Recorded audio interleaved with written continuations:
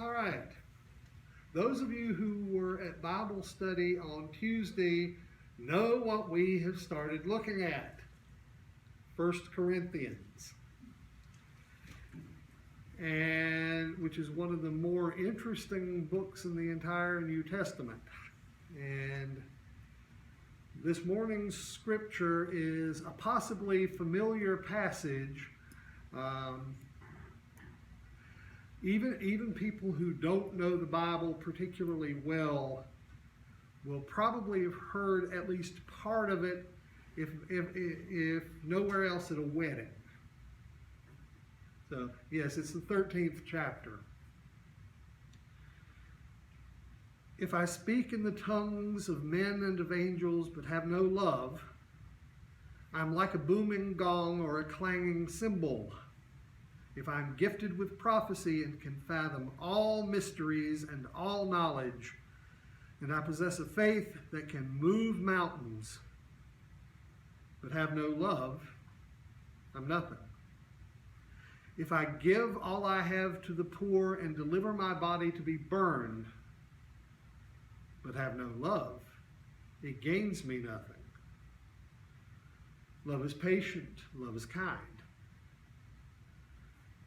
It does not envy, it doesn't boast. It is not proud. It does not dishonor others.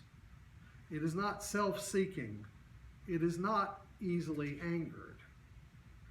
It keeps no record of wrongs. Love does not delight in evil, but rejoices with the truth. Love bears all things, believes all things, hopes all things, endures all things. Love never ends, but where there are prophecies, they will cease. Where there are tongues, they will be stilled. Where there is knowledge, it will pass away. For we know in part and we prophesy in part. But when completion comes, what is partial will come to an end. When I was a child, I spoke like a child, I thought like a child, I reasoned like a child. But when I became a man, I put childish ways behind me. For now we see but a dim reflection, but then we shall see face to face. Now I know partially, but then I shall know fully, just as I am fully known. So faith and hope and love abide, these three, but the greatest of these is love.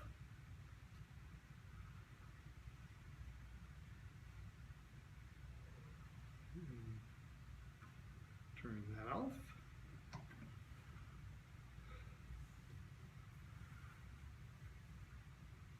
I thought very briefly about doing a message traditionally appropriate for Martin Luther King Day weekend and decided against it. Partly because the message that Amy Rio was able to record for us and send had pretty much covered that part of it last week. And the other part of it is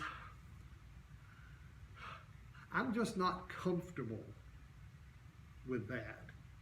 Now, don't get me wrong.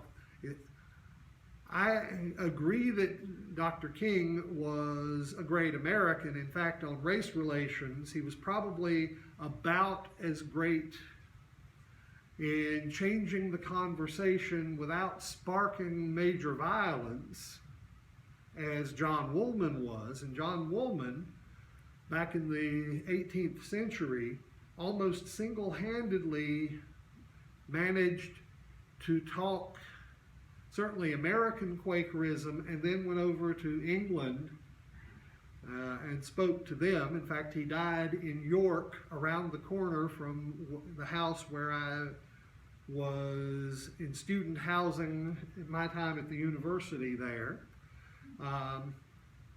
He went to England and spoke to win English friends to the cause of equality. And I give Dr. King full credit, but let's face it. If I come in and say how great Dr. King was, one of two things will happen most of the time. Either I'm preaching to the choir, in which case I'm wasting my breath, and could be using the time actually to advance more ideas, or you don't agree with it, and that's your prerogative. But in that case, I'm not going to convince you anyway. So, besides, I don't like to come and hear a sermon on Dr. King. I wouldn't like to come and hear a sermon on George Fox or John Woolman or any other Quaker, or a favorite fictional character from what you might call clean fiction. I mean, I don't have any trouble using them as examples in the service of a greater point, but I think that the purpose of a message is to point us not to Dr. King, but to the God Dr. King served. And the other thing is that it's sort of like the divide that you have in a lot of modern Christianity, especially in this country, the tension between the religion of Jesus, as in the religion that Jesus taught, and the religion about Jesus. I mean, I'm not going to debate that the religion about Jesus doesn't have its place, but I think we would please Jesus more if we actually did what he said.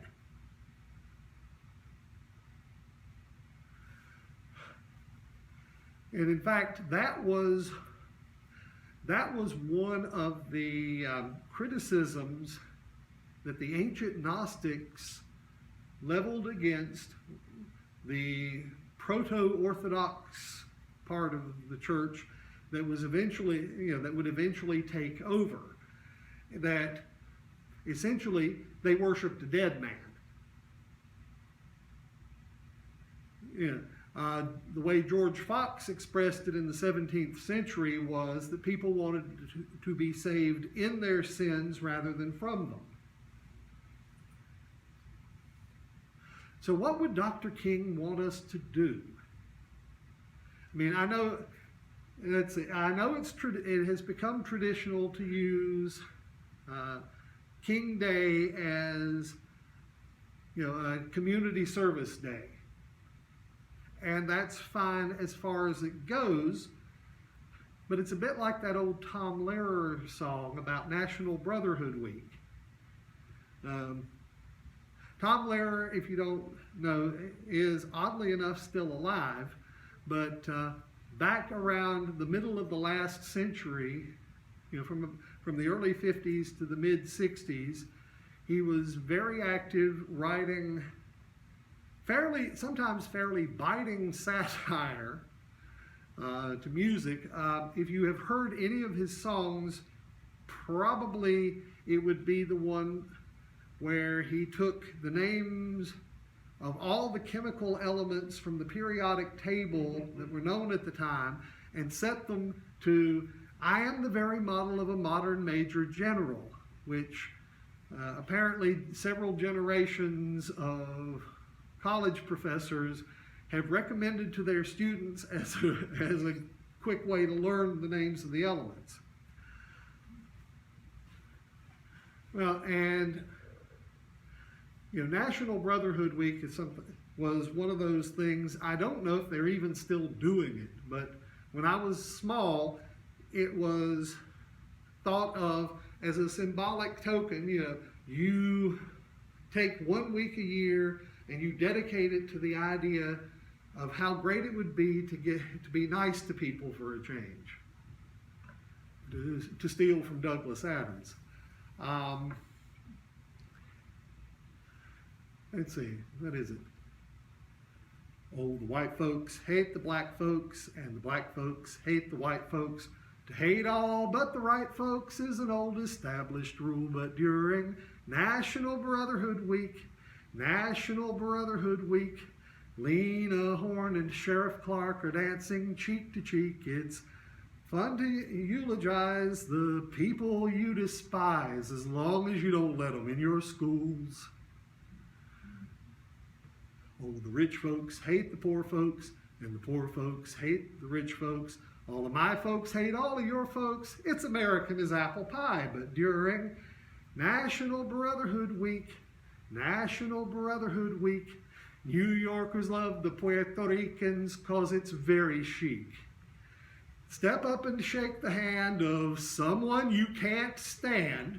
You can tolerate him if you try. Oh, the Catholics hate the Protestants, and the Protestants hate the Catholics, and the Hindus hate the Muslims, and everybody hates the Jews. But during National Brotherhood Week,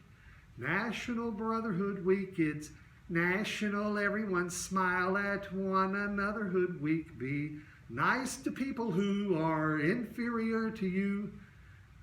It's only for a week, so have no fear. Be grateful that it doesn't last all year. I mean, and that's the problem with encapsulating community service on King Day. I don't think that Dr. King would approve of that part of it. I mean, he would approve and applaud the urge to pay it forward, to give back, to let your light so shine, however you want to put that. And he would applaud, the principles of nonviolence, which he picked up from Bayard Rustin, who was a Quaker. A member of the Fellowship of Reconciliation, and so on. I think that probably what would do better would be to give some thought to what Dr. King was embarking on shortly before the end of his life, the Poor People's Campaign.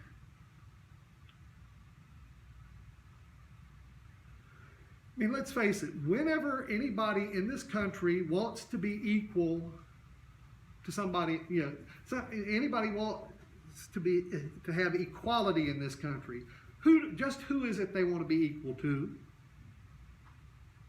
Do they want to be equal to schlubs like us? No. They want to be equal to the top 1%. Well, shoot, I want to be equal to the top 1%. Where do I sign up?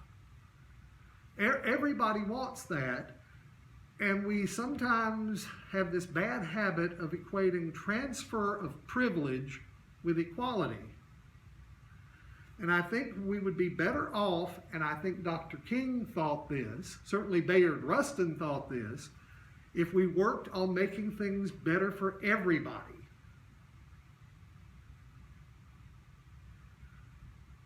George Fox once said that if any two of you agreed in your profession, in your religious profession, your profession of faith, that they would shake the countryside roundabout for 10 miles or whatever number he used. If the working poor and people of color put aside their differences and got together in this country, we would see the beginnings of mass change. I am not going to advocate any political program. This isn't the place for that. This is the place that can inform that, but it has to grow elsewhere.